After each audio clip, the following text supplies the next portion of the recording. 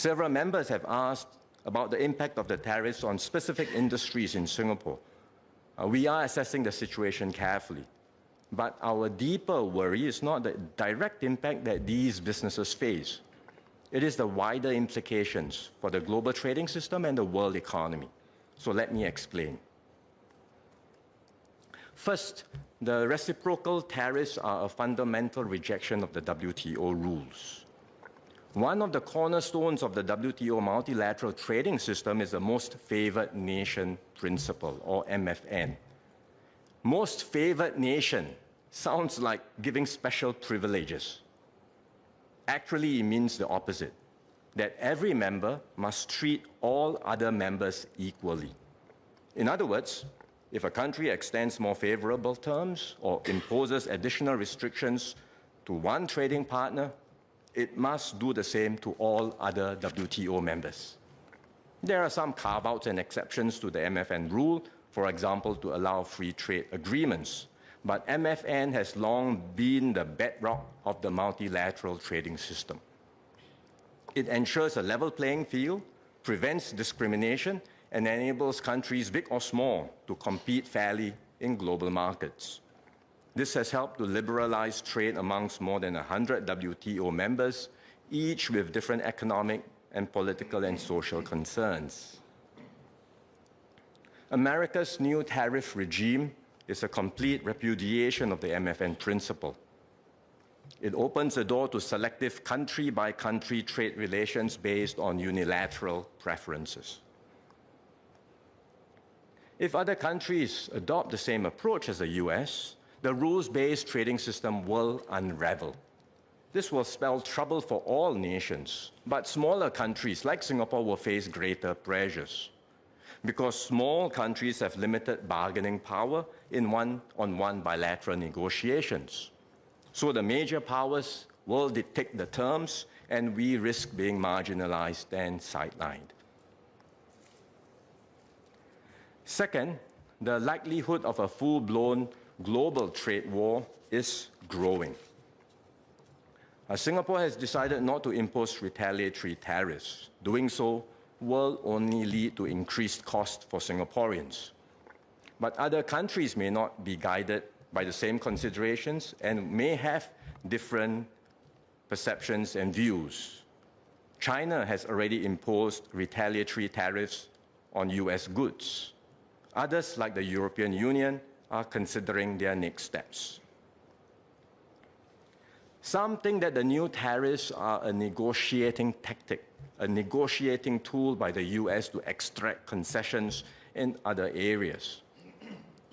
This was what President Richard Nixon did in 1971. He slapped a 10% surcharge on imports to pressure Germany and Japan to devalue their currencies, and when they did, the tariffs came off. Indeed, there is a brief window for countries to negotiate and get some reprieve from the US before the higher tariffs take effect. And it may be possible for some rates to be lowered. But we have to be realistic. Once trade barriers go up, they tend to stay up. Rolling them back is much harder, even after the original rationale no longer applies. Even if some partial accommodations are eventually worked out, the uncertainty generated by such a drastic move will dampen global confidence and growth. It will be very hard to restore the previous status quo. And in particular, it doesn't look like the 10% universal rate is open for negotiation. This seems to be the fixed minimum tariff, regardless of a country's trade balance or existing trade arrangements. Furthermore, there are other forces that could maintain the momentum for tariffs. In particular, many European countries are eager to protect their critical industries like electric vehicles, green technologies, and semiconductors from Chinese competition. They do not want to be a dumping ground for exports from China or other countries. There is also a growing push across the West to strengthen their domestic manufacturing capabilities and to reduce dependence on global supply chains, especially in strategic industries. So this round of tariff increases by the US may just be the beginning of more increases to come globally. And we've seen this play out before. The US enacted sweeping tariff increases through the Smoot-Hawley Act in 1930. Many countries protested and a number retaliated with their own trade restrictions and tariffs. This deepened and extended the Great Depression. In some ways, today's risk may be greater. The new US tariffs, if fully enacted, are higher than the ones in Smoot-Hawley. Trade is now a much bigger part of the American and global economy compared to the 1930s. Supply chains are also more deeply connected than they were back then.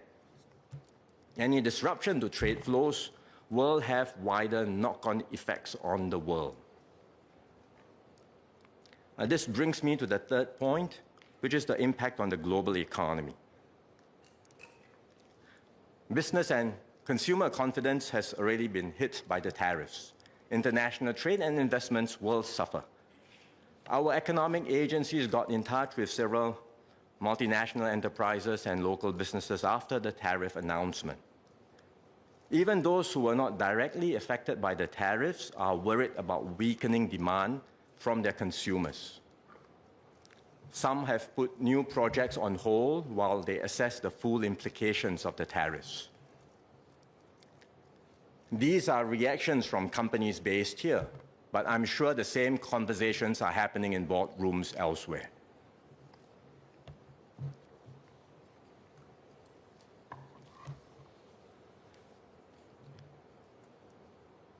Over the recent days, we have seen sharp negative reactions in global stock markets. It is too early to tell if all this will spill over into the real economy, but the downside risks are clearly rising. What's troubling is not just the tariffs themselves, which are already damaging, but the fact that this new wave of protectionism is unpredictable and unstable. Protectionism is already bad. Unstable protectionism is even worse. Businesses don't know what to expect. Many are holding back, fearful that changing rules will leave them with stranded assets. And all this creates an environment of deep uncertainty, one that could tip both the US and global economy into recession.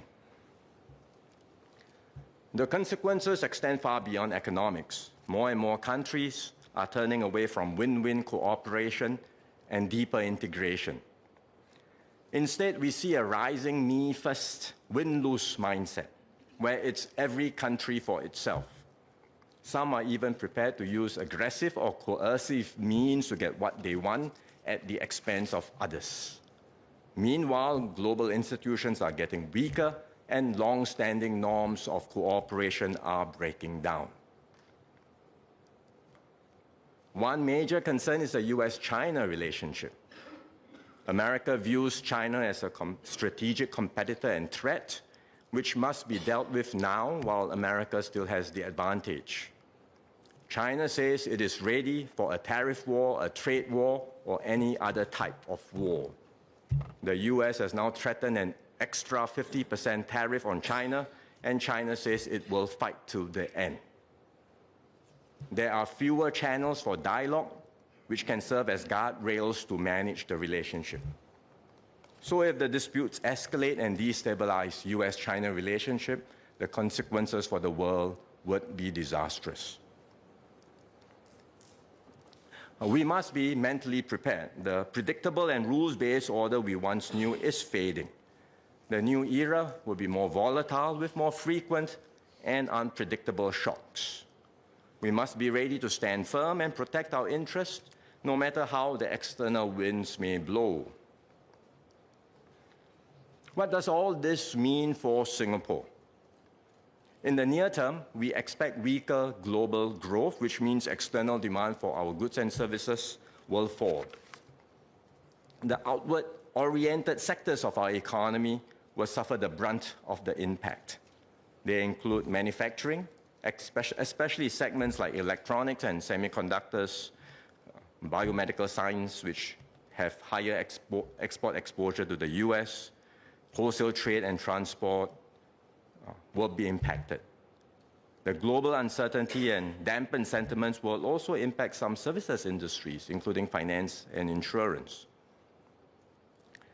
Singapore may or may not go into recession this year, but I have no doubt that our growth will be significantly impacted. We had originally projected GDP growth of 1 to 3% for 2025. MTI is reassessing the growth forecast and will likely revise it downwards.